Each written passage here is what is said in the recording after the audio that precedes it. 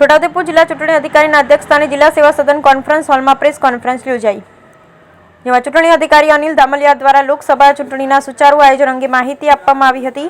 છોટાઉદેપુર 21 લોકસભા સંસદીય મત વિસ્તારમાં કુલ 7 વિધાનસભા આવેલી, જેમાં હાલોલ, છોટાઉદેપુર, પાવીજેતપુર, સંખેડા, ડભોઈ, પાદરા અને નાંદોદનો સમાવેશ થાય છે.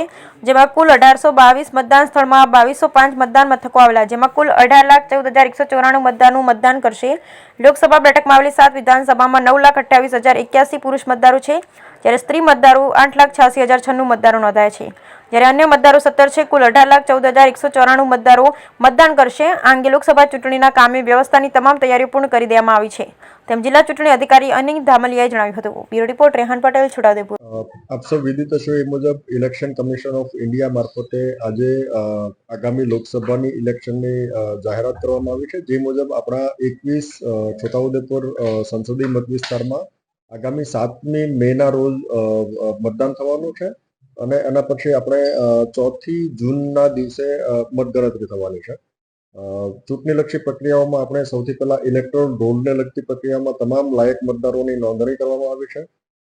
સાથોસાથ આપણે ચૂંટણીલક્ષી તમામ ટીમોની રચના કરવામાં આવી છે, એમના સ્ટાફની તાલીમ પણ કરવામાં આવી છે.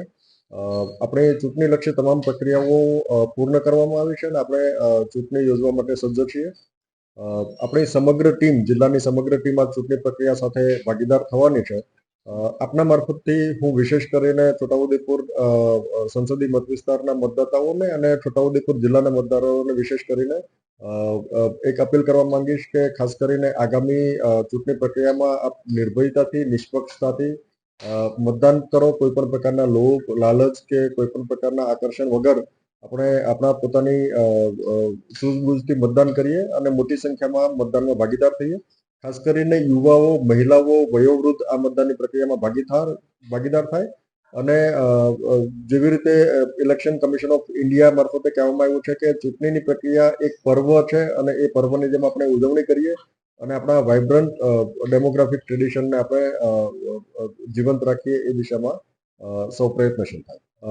આ વખતે સૌપ્રથમ વખત ઇલેક્શન કમિશન ઓફ ઇન્ડિયા મારફતે એવી પણ જોગવાઈ કરવામાં આવી છે કે અત્યાર સુધી 1 જાન્યુઆરી એ કટ ઓફ ડેટ માનવામાં આવતી હતી, આના બદલે વર્ષની અંદર 4 કટ ઓફ ડેટ જે થવાની છે, એમના અંતર્ગત નવા મતદારો હોય એમને એક વિશેષ તક પણ મળવાની છે અને એ મતદાન પણ આગામી તબક્કે કરી શકવાના છે.